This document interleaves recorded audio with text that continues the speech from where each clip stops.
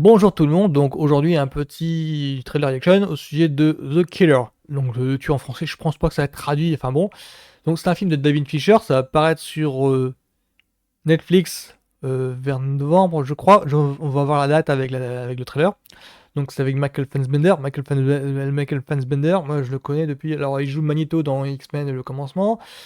Et je crois il joue aussi dans Glorious Bastard, de Tarantino. Enfin bref, ça c'est le visage va vous dire quelque chose, je suis sûr. Le nom, je suis pas sûr en revanche. Je crois qu'il a un genre en Tarantino, l'air de rien. Je crois qu'il a dû gagner en vedettariat, en notoriété, t'empêche.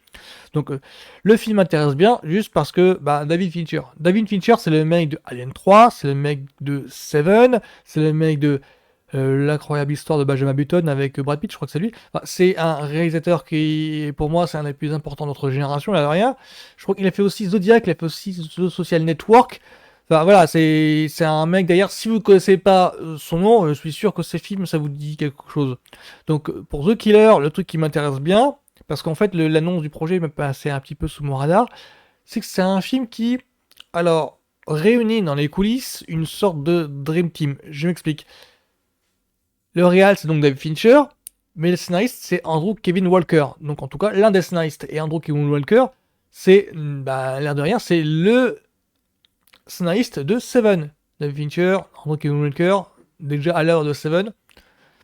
Donc voilà, pour moi, c'est Banco. Andrew Kevin Walker, je crois qu'il a fait aussi le scénario de 8 mm avec Nicolas Cage.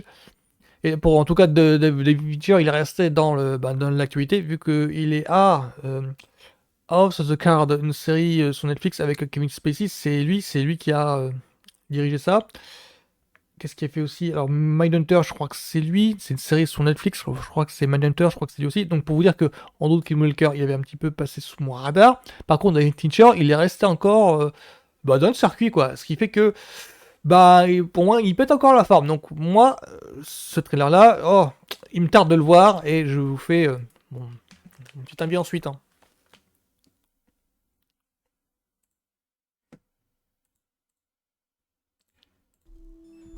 Ah bah déjà l'image,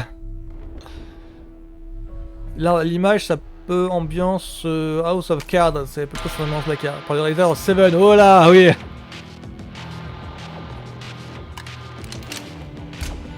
Ah on sent bien oui dessus, c'est un peu Seven ouais. Je crois que l'ambiance c'est plutôt House of Cards. Respecte le plan. Ne fais confiance à personne. Respecte le plan. Bannit l'empathie. Respecte le plan. Anticipe. N'improvise pas.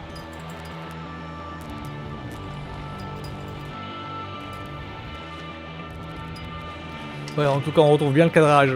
Respecte le plan. Le sens du cadrage de David Fincher. Respecte le plan. Ne mène que le combat pour lequel on te paye. Pose-toi la question, qu'est-ce que j'ai à y gagner? Respecte le plan. L'empathie, c'est de la faiblesse. La faiblesse, c'est de la vulnérabilité. Voilà à quoi il faut t'engager si tu veux réussir. Simple.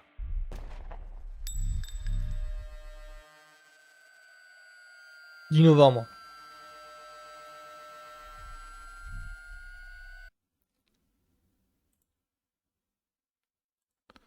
Bah moi ça me tarde bien moi ça.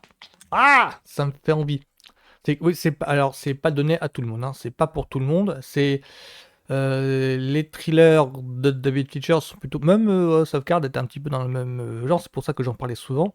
House of Cards, c'est une série sur Netflix avec Kevin Spacey dans le rôle de, je crois que c'était d'un assistant, d'un responsable en tout cas de cabinet du président de House of Cards. Et la série est connue pour le côté, on présente tout le côté machiavélique en fait, l'aspect machiavélique de la Maison Blanche. Donc c'est un petit peu une sorte de politique fiction, parce que ça n'existait pas, parce que le président n'existe pas, mais on présentait tout l'aspect machiavélique, tortueux de la Maison Blanche. Et ça connaît superbement bien à David Fincher. David Fincher, Social Network, dans Seven, c'était ça qui faisait le charme du film. C'était de présenter un tueur en série, un serial killer en fait, un serial killer movie, mais sous l'angle du... Du profilerisme, je dirais. Le profiler n'était pas encore répandu à l'époque. C'est gros sur l'aspect psychologique, c'est-à-dire on avait deux inspecteurs, donc Morgan Freeman et Brad Pitt, qui essayaient d'entrer dans la tête du tueur en série. C'était vraiment l'ambiance aussi, le silence des agneaux. Et là, avec The Killer, on est tout à fait dans le même dans le même registre, dans la même mouvance en fait. C'est ça qui fait que, pour moi, c'est un film qui, c'est quelque chose que, c'est un événement à ne pas rater. Et ça faisait longtemps que David Fincher n'avait pas fait ça en fait, parce que depuis quelques temps il s'était un petit peu perdu. Enfin, pour moi, l'incroyable histoire de Benjamin Button avec Brad Pitt, pour moi ça ne ressemble pas trop à David Fincher. Social Network est un petit peu plus policier, je dirais, parce qu'on sentait très bien qu'il pouvait pas faire un truc rentre dans l'art, mais que là on sent que, en tout cas c'est peut-être l'effet du montage qui fait ça, qui veut revenir à une forme de cinéma qu'il a un petit peu délaissé. Alors, je me fais peut-être des idées parce que Mindhunter, je l'ai pas vu. Ça se trouve, Mindhunter, il est un petit peu dans le même truc. Je crois que c'est lui qui a fait Mindhunter, c'est pour ça que j'insiste dessus. Mindhunter, c'est une série sur Netflix. Je crois que c'est lui qui a fait aussi. Donc, pour moi, ça annonce que du bon en fait. Mais vraiment, pour moi, c'est un événement de la rentrée en tout cas. L'air de rien. Donc, voilà, c'est tout ce que j'avais à dire sur The Killer. Donc, The Killer, c'est David Fincher, réal. Scénario Andrew Kevin Walker, donc la Dream Team de Seven. Donc Michael Fassbender, acteur, c'est lui le rôle principal. Euh, Rien à dire, top le casting. Il y a Tilda Swinton qui est dedans, moi je le connais depuis... elle a fait aussi Burn After Reading. Elle est habituée des productions indépendantes, genre les frères Cohen. Elle fait aussi quelques blockbusters, façon c'est elle qui fait l'ancienne One dans Doctor Strange.